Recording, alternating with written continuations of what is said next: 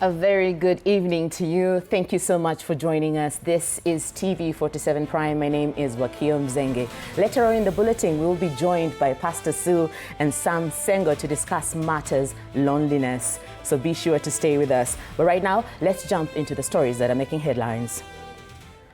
With just 2 days remaining before the close of the mass voter registration exercise, pressure is now mounting on the Independent Electoral and Boundaries Commission, IEBC, to extend the deadline. However, the commission maintains there will be no extension, even as low turnout continues to be witnessed across many registration centers nationwide. Munene John visited some of these registration centers in Nairobi and filed this report. I beg your pardon. Despite the final countdown in the voter registration exercise, the scene across many centers raises more questions than answers. During spot checks in various registration centers across Nairobi, we found empty seats, minimal queues, and IEBC officials idling, waiting for the few who trickle in, a clear indication of low voter turnout even as the clock ticks down. It is a picture that sharply contrasts with the urgency expected at this final stage, with the nationwide exercise now just days away from its official closure. Sasa tumejipanga, kila mtu ako kadi, nikutana na jenzi mwenzangu na mwambia shike kadi. So the process is great. So I'm just encouraging my Gen Z millennials, nyi watu bado hamjaenda kuangalia kama mko kadi, mkwe kadi, you know? Meanwhile, pressure is building on the IEBC to extend the registration period. In Busia County, members of the ruling UDA party led by Dr. Isaac Alukwe say a significant number of residents are yet to register, warning that the county currently lags behind at just 64% voter registration. And I hear the Gen Zs talking about tuko card, but we don't see it on the ground here. The Gen Zs need to go and register so that they can make informed decisions. And in a show of grassroots mobilization, youth in Kandui constituency have taken matters into their own hands, moving door to door to encourage their peers to register as voters. At the same time, the latest figures show that more than 1.87 million new voters have registered since the exercise began. Additionally, 159,410 voter transfers have been processed, while 2,817 individuals have updated or corrected their details. With the clock ticking towards Tuesday's deadline, voter registration centers are seeing a last-minute rush, with voter numbers being lower than expected. The Independent Electoral and Boundaries Commission insisting there will be no extension and urging Kenyans to seize the moment before the window shuts. Munene John for TV47, Nairobi. Meanwhile, united opposition leaders have raised sharp questions over the death of former Prime Minister Raila Odinga, accusing some leaders of questionable conduct during the mourning period. Speaking in Mombasa County, the leaders also criticized the Kenya Kwanza administration, saying it has failed in leadership and must be held accountable. Quinto Wafula reports. Mombasa County today hosted opposition leaders who traversed various parts of the region before concluding the day at the historic Tononoka grounds, where they launched scathing attacks against the Kenya Kwanza government. Uombe msamaha kwa nchi nzima kwa sababu wewe ulikeuka sheria ya katiba, kusema the first responsibility of any president ni kulinda maisha na mali ya watu wa Kenya. Mombasa sio mali ya familia moja. Si namna hiyo. Mimi nauliza, kwani Mgiriama hawezi kuwa gavana? Mimi nauliza, Mjaluo hawezi kuwa gavana? Nearly 6 months after the passing on of the then opposition leader Raila Odinga, the leaders are now questioning the events surrounding his illness, passing on, and eventual burial. Kitatu kabla Raila hajaaga, director wake wa communication anaitwa Dennis Onyango aliandika barua akasema ati kuna watu wanataka Raila akufe. Alijuaje Raila atakufa? Alikuwa anatayarisha Wakenya kwa kifo ya Raila na njia gani? They are now calling for further investigations to be conducted by international independent bodies such as Scotland Yard and FBI, demanding that Kenyans be told the truth about the cause of his death. Huyu Raila Odinga hakukufa kwa hospitali. Kwa nini wa leo postmortem haijafanywa ijulikane nini ilimuua Raila Odinga. Kwa nini viongozi wa Kenya wale ambao wako katika nyadhifa za juu wakikufa wanazikwa within 72 hours? Why did you bury Raila within 72 hours? General Ogola ulimzika within 72 hours. Yohana Ngeno alikufa ukamzika within 72 hours. While backing Nyali MP Mohamed Ali for the Mombasa gubernatorial seat in the 2027 general election, the leaders also accused the government of sidelining the coastal region despite proximity to blue economy resources, claiming that a few individuals continue to benefit from local resources, including minerals, while residents continue to suffer. Sasa nataka kunyakua Mlima Hills. Kule kwetu amesikia kuna dhahabu Kakamega. Amekuja kunyakua. Sisi na Malala tumefukuza, tumemwambia ondoka wewe, achana dhahabu. Na ile jambo la kushangaza ni kwamba mwenye kuuza madawa ya kulevya anaketi katika baraza la mawaziri pamoja na William Ruto, anauza madawa ya kulevya ya kusumbua watu ya pwani. Baada ya kupeleka hii mtu sokoni, tupeleke kamiti. Aende asiende. Elsewhere in Kisii County, Jubilee presidential hopeful Dr. Fred Matiang'i has called on the police to act swiftly and arrest those responsible for the attack on a 31-year-old Obed Mugunda, a victim of political goonism in Kisii, and all other suspects of this vice. So Inspector General awachwe afanye kazi yake na DCI afanye kazi yake, na kila mtu ambaye anasimamia usalama ajwe afanye kazi yake bila kusukumwa kwa msingi wa siasa. Kinto Wafula, TV47, Mombasa. Still on matters politics, President William Ruto has told the Mount Kenya region to resist attempts by political leaders who want to dictate the region's political direction ahead of the 2027 polls. The president, in an apparent swipe at his former deputy Rigathi Gachagua, said he will not kneel down before any leader to gain support in the populous region. Apollo Kamau reports from Murang'a County. Without mentioning him by name, President William Ruto took his former deputy Rigathi Gachagua head-on for what he termed as acting as a political gatekeeper for the populous Mount Kenya region, saying he will not bow down before Gachagua to win the region's support, while telling off Gachagua that he will not dictate the region's political direction in the run-up to next year's poll. Sasa ati kuna mtu mwingine ananiambia ati lazima niende nimpigie magoti. Ati mimi nimpigie magoti nioshe sufuria na sahani kwake. Ati ndio nyinyi awaambie mnipigie kura. Mimi nataka niwaambie watu wa Sabasaba, magoti ni ya kupigia Mungu. Kunyenyekea ni kwa wananchi.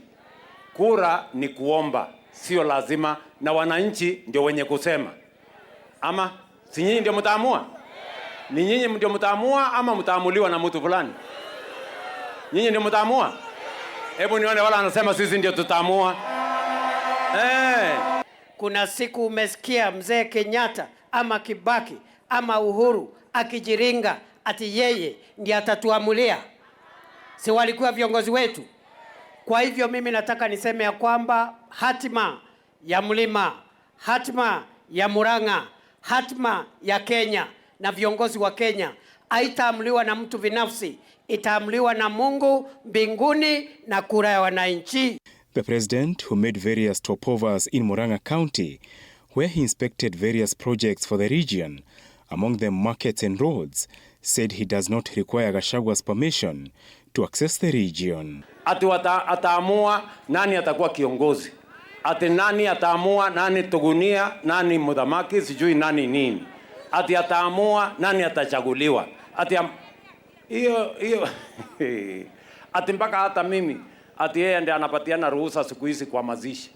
Ati nani ataongea, nani ataongea. Sio ni ukumbavu. The president, further moving in to defend his allies, whom Gachagua has targeted for removal in next year's polls, calling them traitors of the mountain. Watakuja hapa mtawasikia, watakuja hapa watakuja kutukana huyu mama. Sijui nasikia juzi walikuwa wanasema huyu mama akuja anipikie huko Sugoi. Mimi niko na bibi bwana. Si ndio? Niko na bibi anaitwa Rachel, anajua kunipikia. Huyu amechaguliwa na hawa wananchi. Kama ni kupikia watu, atapikia watu wa hapa Maragwa. Ama namna gani? Na watu wawache kutuzi viongozi. Hawa ni viongozi wamechaguliwa na wananchi. Ama namna gani? Wewe kuja sema sera yako, wachana na matusi. Na umefanya vizuri kuniongelelea kusema wewe uko na bibi anakuweza na anakupikia vizuri, anaitwa Lecho. Mimi niko na mzee wangu na this is my hometown. Anaitwa Peter Joroge Maua na ndio naitwa wa Maua. Sasa nikiambiwa nikuje Sugoi haki utaweza bibi wawili. Joroge naye ataachwa na nani? Najua matusi umetukanwa vile sisi tunatukanwa. Lakini tumesema tuitwe ngunia, tuitwe takataka, tuitwe watoto. Sisi tutakaa tukizingatia mambo ya mwananchi wa Mlima Kenya. Sababu kura za watu wa hapa Shiombo, Murang'a na Mlima Kenya wenye kuamua ni hawa wananchi na wataangalia utendakazi wa kila mtu. Murang'a County, which is in the heart of central Kenya, reaping from the president's 2-day tour after the president said the government will invest 27 billion shillings for affordable housing units, 6 billion shillings for roads, 2.5 billion shillings for markets, and 1.6 billion shillings for electricity. Despite a bitter fallout with his former deputy Rigathi Gachagua, whom they campaigned together in 2022, President William Ruto is shifting the narrative, presenting himself to the Mount Kenya region as a performer and a development-oriented leader with the hope of bagging the region's vote in next year's general election. Apul Kamau, TV47 in Sabasaba, Murang'a County. Meanwhile, ODM's Linda Mwananchi faction is turning up the heat, declaring they will not retreat from their mission to unseat President William Ruto in the 2027 general election, despite what they call mounting political pressure from the government. Speaking at rallies in Vihiga County, the leaders vowed to press ahead with a major meeting in Kisumu, brushing off threats from political rivals and insisting their campaign remains unstoppable. Our reporter Sydney Chazima has more. The ODM Linda Mwananchi faction took its campaign to Vihiga County, a region widely seen as the political stronghold of Senator Godfrey Osotsi. The convoy snaked through Shamahoho, Majengo and Luanda, with leaders repeatedly referencing the recent attack on Osotsi in Kisumu.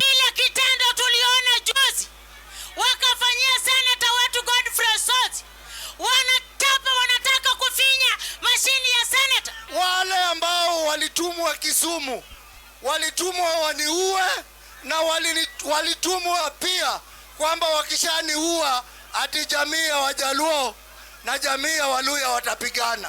Wale ambao wanafikiria watatuingizia ufitna kati yetu, tunawaambia ngoo. Alifikiria yeye peke yake ndiye anajua ngoo. Ala. The leaders blamed their political struggles on deepening internal divisions within ODM following the death of Raila Odinga. Leo hii Oburu anasema baba alikuwa amechoka na mimi. Na ni mimi walituma nimuendee kutoka India. Mbona Oburu hakuenda? Wewe si ni ndugu yake? Si unatuambia yeye was like your twin brother. Mbona hukumuendea? At the same time, they took aim at Oburu Oginga, accusing him of steering the party off course. They instead pointed to Siaya Governor James Orengo as the leader best placed to rebuild and stabilize the party. Siku ya leo na mkabiri party leader wetu fimbo yake, ishara kuonyesha kwamba yenda tuongoza chama cha ODM. Na peana saizi kwa gavana wetu party leader James Orengo. James Orengo anajua katiba mpya, ameleta vyama vingi, amefungwa, amefanya kila kitu. Si mnaona anatembea na sisi? Si mnaona anatembea na vijana? Sasa kama tuko na James Orengo, ni msemo gani tunahitaji? On the attack against Osotsi, the group made it clear they will not be intimidated. They insist their Kisumu rally will go on as planned. Wale walikuwa ni goons. Kesho muwe washahidi, muone vile Osotsi atalakiwa kule Kisumu. Kisumu County ni cosmopolitan city. Kisumu County ni wapenda amani. Wale vijana ambao wanalipwa. Hiyo serikali na kulipa itakuweka kwa shida. Sasa mwenye kucheza napita na yeye. Ni mbaya.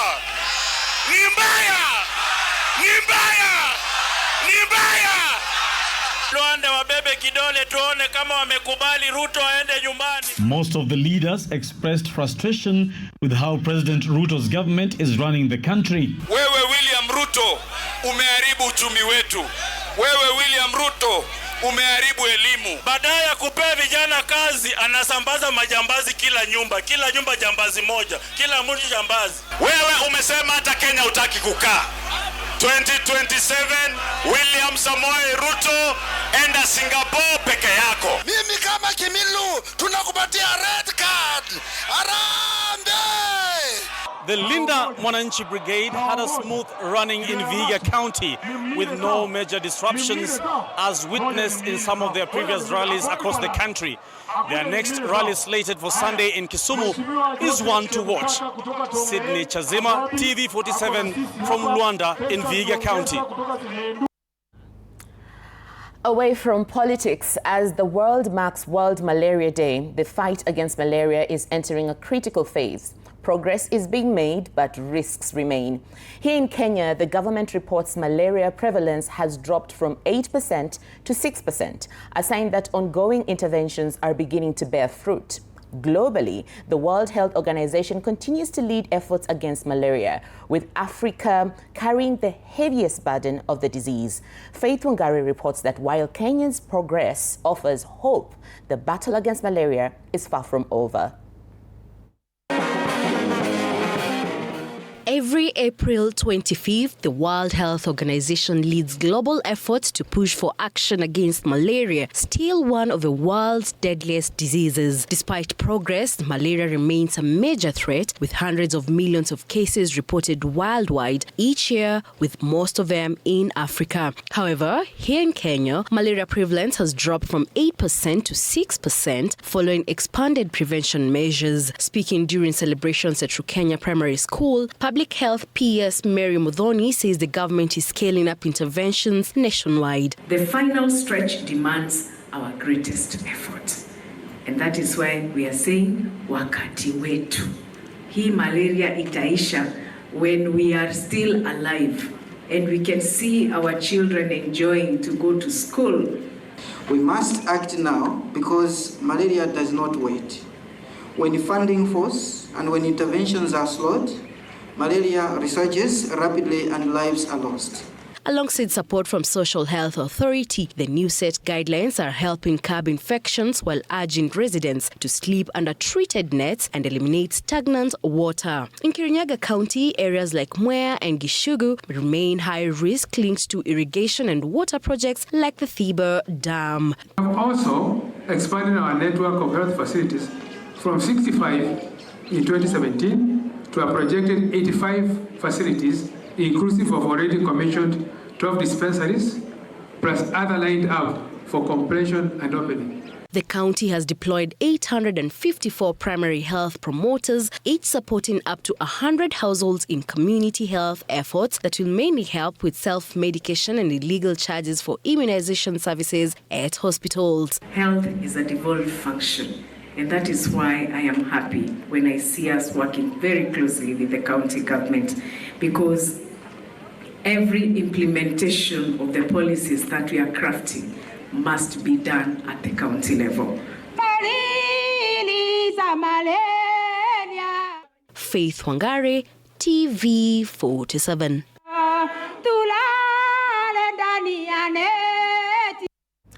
And moving on, learning in public schools risks paralysis from the start of the second term as teachers escalate their standoff with the government over the Social Health Authority, SHA. The leadership of both NAT and KUPPET unions have threatened to call their members to down their tools from Monday if grievances including high out-of-pocket costs, lack of comprehensive insurance compared to previous schemes, and limited access to specialist care are not addressed. Susan Locho reports. Tension is rising among teachers across the country as they now threaten a nationwide strike over challenges linked to the SHA medical scheme. The teachers from the Kenya National Union of Teachers say that the current system has made access to quality healthcare difficult, citing high out-of-pocket costs, limited coverage and exclusion from specialized medical services. We are ready. This monster called SHA, as my brother has already said, is the monster in the house. Teachers are dying, and we were ready to demonstrate on Monday, 27th. They're now demanding urgent reforms, warning that they will take to the streets from Monday next week if their concerns are not addressed. Lakini hawa walimu 80% ni walimu wa internship. Hawa walimu wako 44,000 teachers in this country. Walimu ambao wanalipwa takriban shilingi 17,000 hawapati matibabu ya SHA, na pia mnajua jinsi uchumi ulivyo sasa katika taifa hili. This is coming just a day after their counterparts in the Kenya Union of Post-Primary Teachers (KUPPET) also threatened to stay away from class over the same. Amid the growing pressure, National Assembly Speaker Moses Wetangula has stepped in, calling on the Ministry of Health to urgently address the concerns raised. Tayari nimetumia Adan Duale message ya kwamba on Tuesday morning akuwe kwa ofisi yangu saa 2 asubuhi nimuongeleshe mambo ya matibabu ya walimu. He has urged teachers to remain calm, assuring them that the matter is being handled at the highest level to prevent further escalation. Members of Parliament Catherine Wambilianga and Martin Pepela have also joined the calls for reforms, insisting that teachers should not suffer under the new arrangement and pledging to push the matter in Parliament. Susan Locho for TV47. And tonight, allegations and counter-allegations are dominating the Football Kenya Federation. At the heart of the storm are claims that 42 million shillings were irregularly channeled during the CHAN 2024 tournament. FKF President Hussein Mohammed has dismissed the accusations, defending his administration with reforms, international milestones, and insisting procurement was handled within CAF regulations. He points to Kenya's successful hosting of CHAN 2025 and the FIFA Women's Series alongside the lifting of FIFA restrictions as proof of progress. But acting President McDonald Mariga has hit back, announcing urgent steps to freeze accounts, review contracts, and convene an emergency NEC meeting. How are you? A graft storm is brewing at the Football Kenya Federation FKF after NEC alleged that 42 million shillings were irregularly channeled to an account during the CHAN 2024 tournament. Meeting held on the 24th April was not convened, if it happened, in accordance, because I've not received any formal communication in regards to the same, in accordance with the FKF Constitution 2017, and is therefore irregular and unlawful and unconstitutional. Today, FKF President Hussein Mohammed dismissed the accusation, insisting that procurement of insurance of CHAN 2024 was handled strictly with Confederation of African Football CAF regulations. Of allegations circulating in the public domain regarding insurance arrangements during the CHAN 2025 tournament. He pointed to Kenya's successful hosting of CHAN 2024 and the FIFA Women's Series tournament as proof of progress, while noting that FIFA lifted restrictions on Kenya following financial reforms after its leadership. CHAN 2025 was conducted within the framework of the CAF host agreement. Rejecting his suspensions as unjustified, Mohammed maintained that the federation is committed to transparency, reforms, and growing the game, dismissing the graft allegation as unfounded. The President shall convene meetings of the National Executive Committee, where 50% of the Executive Committee members request a meeting. The President shall convene it within 21 days. Failing which, the members may convene the meeting themselves. But in a rejoinder, acting President McDonald Mariga announced immediate steps to preserve evidence, including freezing relevant accounts and reviewing contracts. There was serious governance, financial and constitutional violation. which informed and led to the resolution passed on 24th April 2026.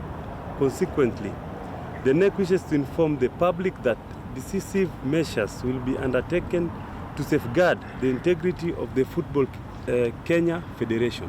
Boniface Kimanzi, TV47 Sports. Now to a very uplifting story. In early 2025, the U.S. government imposed funding cuts to USAID and the World Food Program, thereby affecting the refugees in Kakuma, whose food rations were ultimately slashed.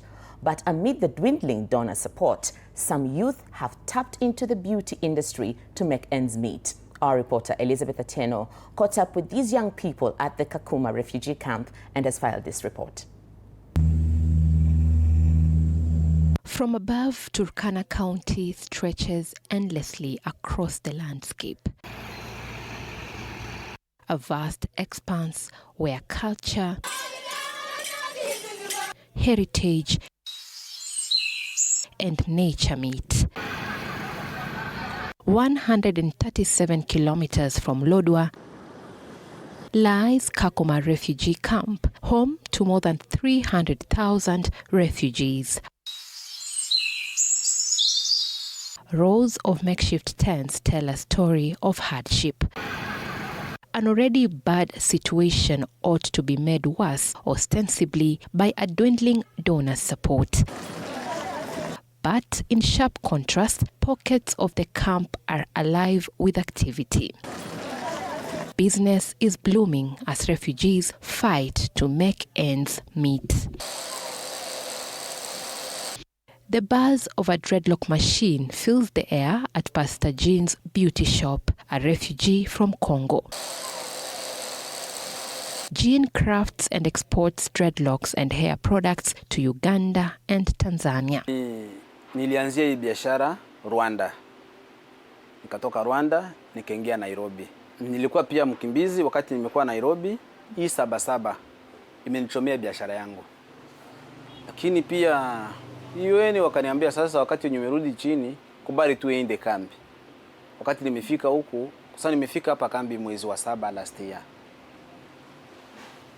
Kitu ya kwanza naweza nikasema imenisaidia ni kujielewa kenye nataka ni nini, nataka nifike wapi na familia yangu. Challenge nyingine kubwa yenye iko hapa kwa kama sisi ma refugee, kwa watu wenye wako na masomo. Kama mimi nilisoma construction, lakini hakuna mahali popote kwenye naweza nikapeleka dokumenti yangu. Sababu gani utalipo 7,000. Beside him, Drina Sarah, born and raised in Kakuma, trims and packages the locks for sale. When the fundings have been cut, so many business went down and so many people closed their businesses.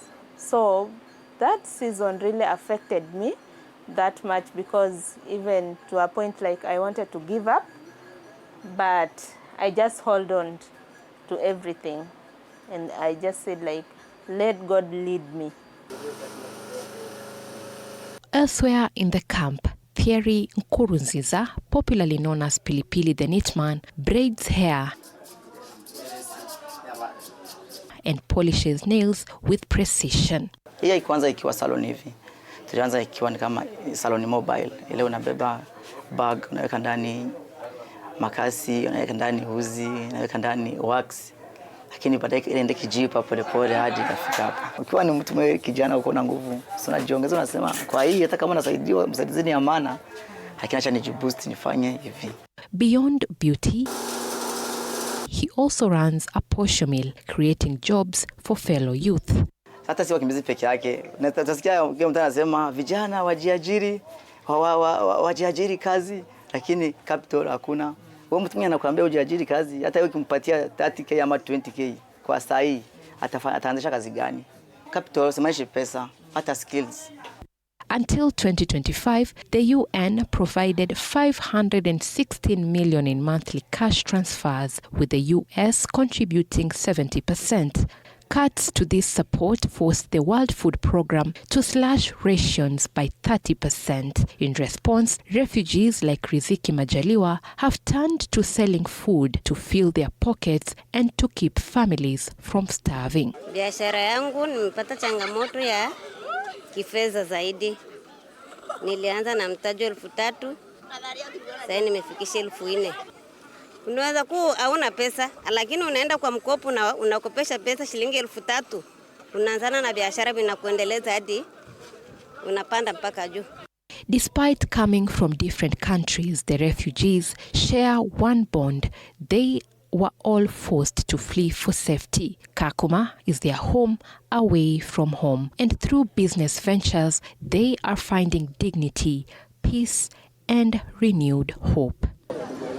As countries like Kenya continue to grapple with the effects of the dwindling donor support, more and more refugees right here in Kakuma have embraced different business opportunities. However, they are calling for training opportunities to help expand their businesses. Elizabeth Atieno, TV47 from the Kakuma refugee camp in Turkana County. Thank you, Elizabeth, for that story. Remember that we will be having a very candid conversation and we will be unmasking the different faces of loneliness with Pastor Sue and Sam Sengo. So right now we're going to take a break, but we'll be back, myself together with our sign language interpreter, Catherine Simaloi.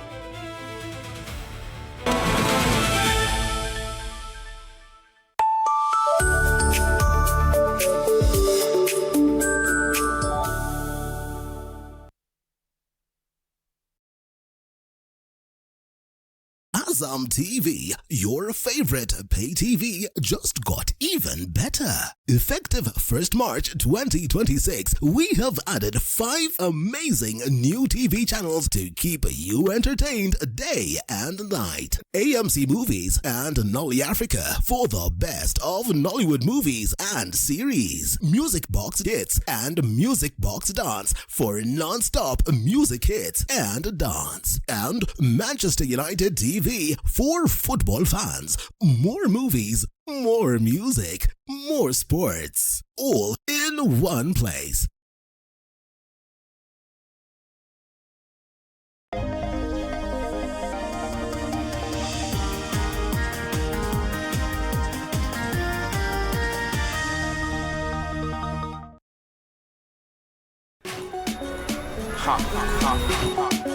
Skia, ni juicy. Flavor zote tamu tena fruity. Yummy na flow kama maji, juu ni tamu kama sali. Ni juicy. Are you bored? Kuna vitu zinakuudhi, usijali my bro, ibu kama nataka juicy juni. Face the future with confidence by acquiring additional skills that will make you competitive in the job market. Enhance your skills by undertaking professional short courses at Mount Kenya University's Center for Professional Development. These programs include Certified Human Resource Professional, Certified Public Accounts, Certified Associate in Project Management, Certified Procurement and Supply Professional, Certified Forensic Fraud Examiner, Chartered Institute for Securities and Investment, Cisco Networking, Cloud and Cybersecurity Solutions, Certified Investment and Financial Analyst. Application is through admission.mku.ac.ke or reach us on 0709 153 195 or 0709 153 194. Mount Kenya University, unlocking infinite possibilities.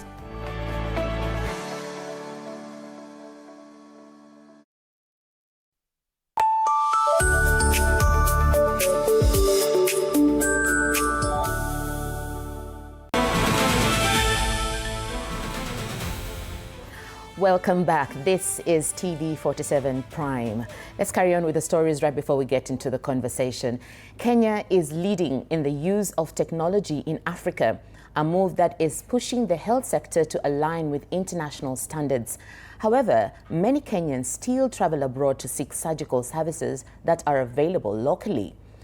The Surgical Society is pushing for the adoption of modern technology in hospitals, especially in operating rooms, in a bid to improve efficiency and match global standards. Through technologies such as cameras and digital systems, surgeons can now learn, collaborate, and even perform surgeries remotely from different parts of the world. It's important that the issues that you're dealing with are demystified in budgets. Whether it's reagents, if it's surgical care, let it have separate budget line separate, cabinet papers, what Mudhoka is doing comes separately, what the reagents lab comes separately, HR comes separately. The Surgical Society has been thinking about how to have surgical data shared in terms of pathology, gaps that are there, equipment that is needed, and that is what we need to raise and share out. We can. If you do not attach yourself or become just doggedly determined to get the administration on your side, you will not grow, because they're the ones who will be in the budgeting. They're the ones who will decide whether you will get what you're asking for or not.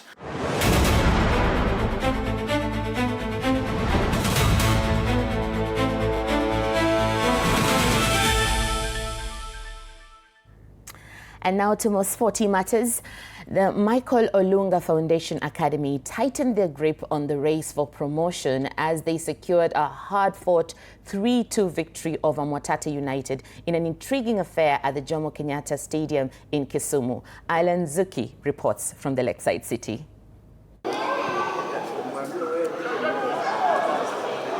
Michael Olunga Foundation Academy secured a vital 3-2 win over Mwatate United in an intriguing affair played at the Jomo Kenyatta International Stadium in Kisumu. Steve Ochieno opened the scoring for the Michael Olunga Foundation Academy before Kevin Bulimo doubled the lead.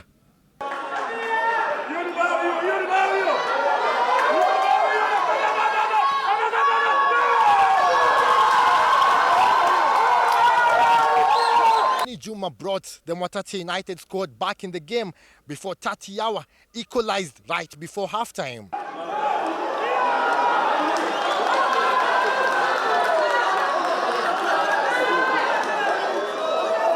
Second half saw George Ogucho back the winning goal for the Michael Olunga Foundation Academy to ensure they seal all 3 points and climb to top 3 in the standings as they hope to cut their ticket into next season's FKF Premier League top tier.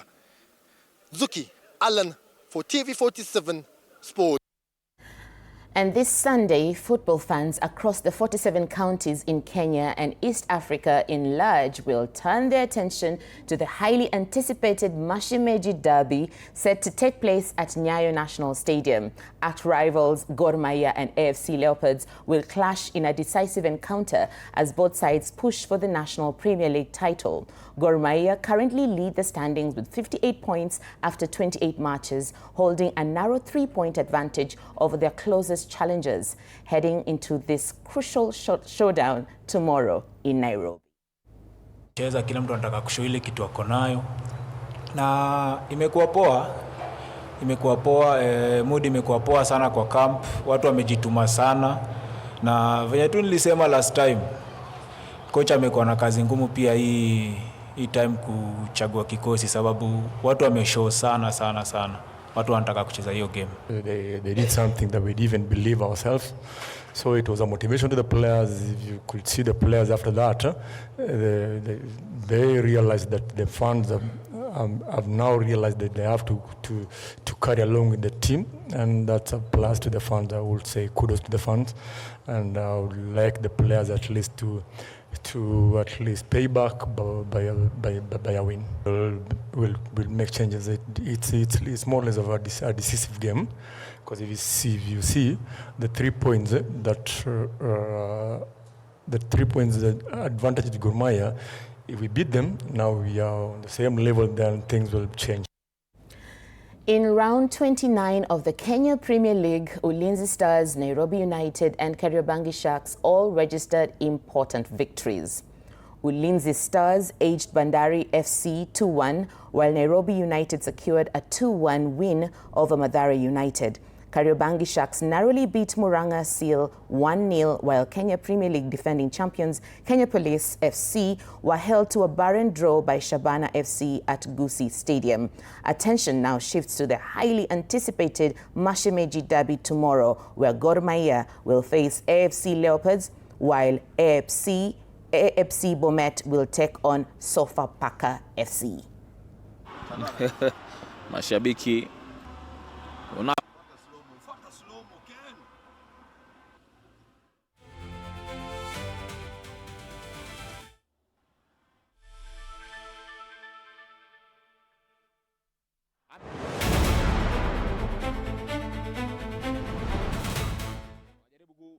poa sana. Vijana wamecheza fit sana na at least hatuja concede na tumecheza according to whatever we planned. It's just a matter of kusonga mbele, kubuild from that. Mchezo hujakuwa poa kabisa. First half kidogo tulikuwa tunajaribu lakini bado.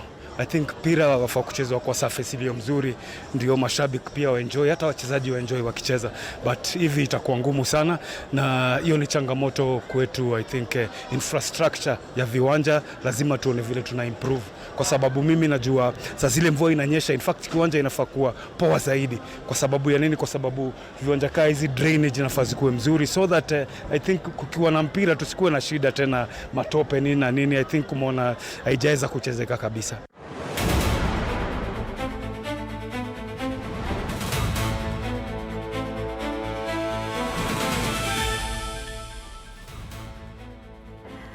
Let us now go for a quick commercial break, but when we'll be back, we are diving right into Say What.